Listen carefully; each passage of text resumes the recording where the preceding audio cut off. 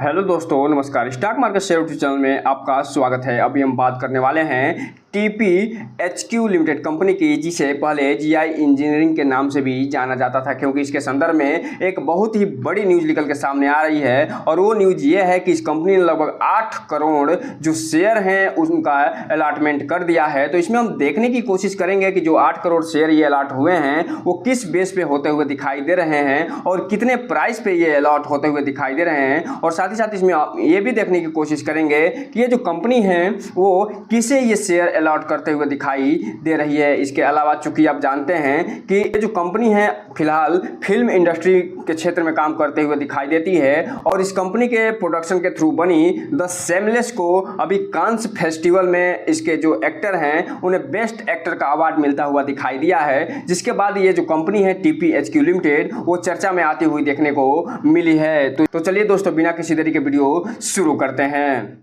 सबसे पहले अगर हम बात करें इसके चार्ट पैटर्न की, तो यहाँ पे आप देख रहे हैं कि जैसे ये न्यूज निकल के सामने आई कि इसमें लगभग 8 करोड़ शेयर का अलॉटमेंट करते हुए दिखाई देने वाले हैं। और तो आप यहाँ पे देख रहे हैं कि लगभग 2.5% की इसमें तेजी देखी गई है और ये ₹1.15 पे बंद होता हुआ देखने को मिल रहा है। जबकि बात करें 5 दिन की चार्ट पैटर्न की, तो ये जो कंपनी है वो लगभग 5% का तेजी दिखा चुकी है। 1 महीने की बात करें तो लगभग 4.5% का, 6 महीने की बात करें तो एकदम फ्लैट 0% का रिटर्न निकाल के देते हुए नजर आ रही है जी। लेकिन ये टेल डेट की बात करें तो 0% का, लेकिन 1 साल की बात करेंगे तो ये जो कंपनी अभी भी गिरावट में देखने को मिलेगी और मैक्सिमम चार्ट पैटर्न में भी ये अच्छा खासा गिरावट में देखने को मिलेगी। लेकिन ये जो गिरावट हुई है, ये जो कंपनी GI इंजीनियरिंग क्षेत्र में जो काम करते हुए दिखाई देती थी, तब से ये होता हुआ गिरावट दिखाई दे रहा है। और जब से ये जो कंपनी TPHQ लिमिटेड हुई है और फिल्म इंडस्ट्री में काम करते हुए दिखाई दे रही है, तब से इसका ठीक ठाक परफॉर्मेंस सुधरता हुआ देखने को मिल रहा है। तो दोस्तों, सबसे पहले अगर हम थोड़ा सा बात कर लें इस कंपनी के बारे में, तो ये जो कंपनी है वो मुख्य रूप से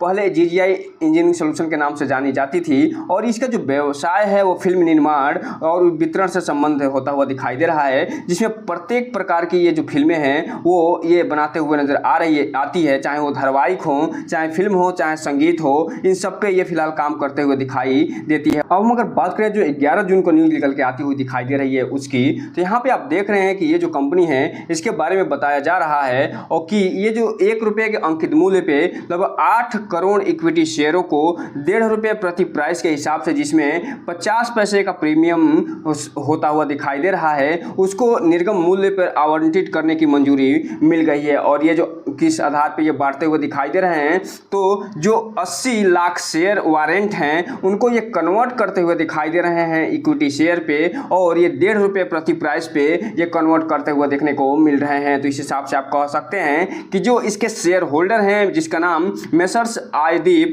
टाई अप प्राइवेट लिमिटेड है, वो फिलहाल 80 लाख वारंट को ये 8 करोड़ इक्विटी शेयर में बदलते हुए देखने को मिल रहे हैं। और इसके पहले हालांकि ये जो कंपनी है वो स्टॉक विभाजन भी करते हुए दिखाई दी थी, अर्थात स्टॉक स्प्लिट भी करते हुए दिखाई दी थी 14 दिसंबर 2023 को। उसका भी फायदा इसको मिलता हुआ देखने को मिला था। और आगे ये बताया जा रहा है कि जो मेसर्स आयदीप जो टाई अप प्राइवेट लिमिटेड है और मेसर जो कीवी टेलीकॉम प्राइवेट लिमिटेड है, वो 9 करोड़ रुपए की शेष जो राशि है उसको भुगतान करने के बाद जो वारंट को परिवर्तित करने के अपने अधिकारों का इन्होंने प्रयोग किया है। और ये जो प्रयोग किया है वो फिलहाल प्रति वारंट जो 11.25 रुपए पे ये करते हुए दिखाई दे रहे हैं और जिसके कारण इतने प्राइस पे फिलहाल अब ये इनको शेयर मिलता हुआ दिखाई देगा लगभग 8 करोड़ के आसपास। इसके अलावा अभी इनके पास लगभग 3,77,50,000 वारंट और बचे हुए हैं, जो आने वाले समय में आप देखेंगे कि ये फिलहाल बदलते हुए भी दिखाई दे सकते हैं।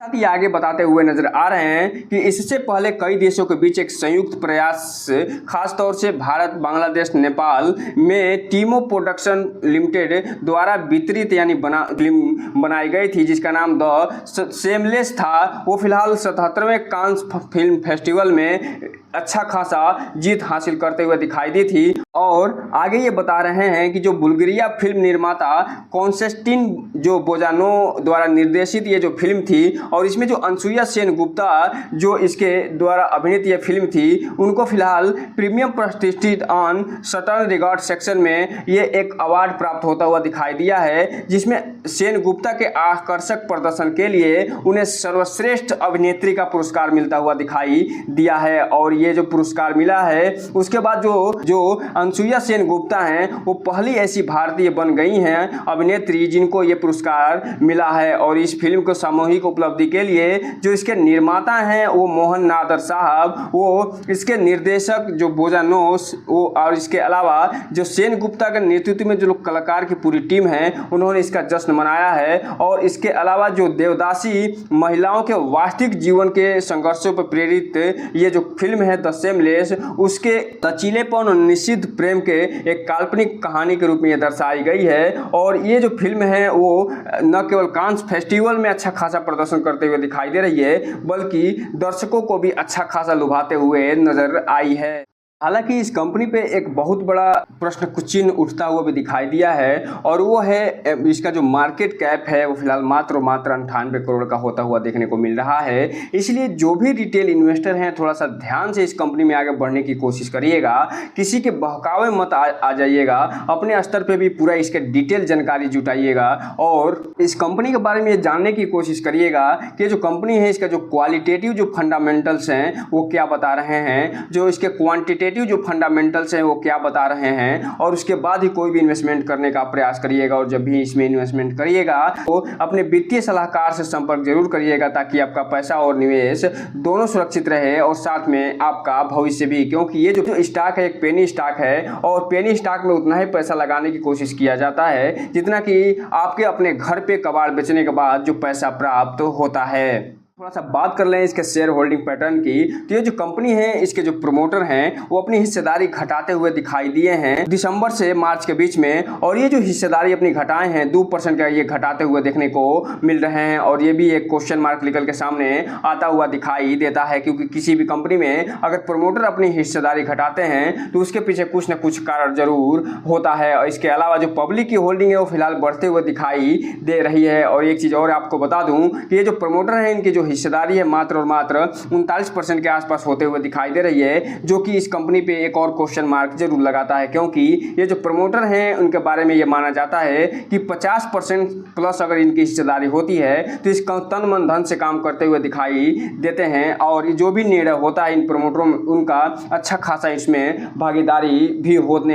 देखने को मिलती है। लेकिन यहाँ पे आप देख रहे हैं कि 38% से 39% के आसपास होल्डिंग होने के कारण इसमें अदर जो इन्वेस्टर हैं उनकी अच्छी खासी भागीदारी होते हुए देखने को मिलती होगी। अब हम अगर बात कर ले यहीं पे इसके डिलीवरी पोजीशन की, तो चूंकि ये जो डेटा है 11 जून का है, अभी 12 जून का डेटा अपडेट नहीं हुआ है जब तक हम वीडियो बना रहे हैं उस समय तक। और इसमें जो टोटल क्वांटिटी उठाई गई है डिलीवरी के रूप में वो लगभग 38 से 39 लाख शेयरों की टोटल क्वांटिटी ट्रेड होते हुए दिखाई दे रही है, जिसमें ये डिलीवरी जो उठाई गई है वो 68 से 69% के आसपास, जो कि 26,68,000 के आसपास होते हुए देखने को मिल रहे हैं। जो ये बता रहे हैं कि इसमें अच्छे खासे वॉल्यूम के साथ तो ट्रेडिंग हो ही रही है, साथ ही साथ इसमें डिलीवरी भी अच्छे खासे वॉल्यूम के साथ उठाई जा रही है। इसलिए जो भी रिटेल इन्वेस्टर हैं थोड़ा सा ध्यान से आगे बढ़ने की कोशिश करिएगा। तो दोस्तों ये रहा आज का वीडियो। इस चैनल को लाइक करें, सब्सक्राइब करें और बेल आइकन हिट करना तो बिल्कुल ना भूलें, ताकि नए वीडियो की जो अपडेट्स आपको ऐसे समय पे मिलता रहे। जय हिंद दोस्तों।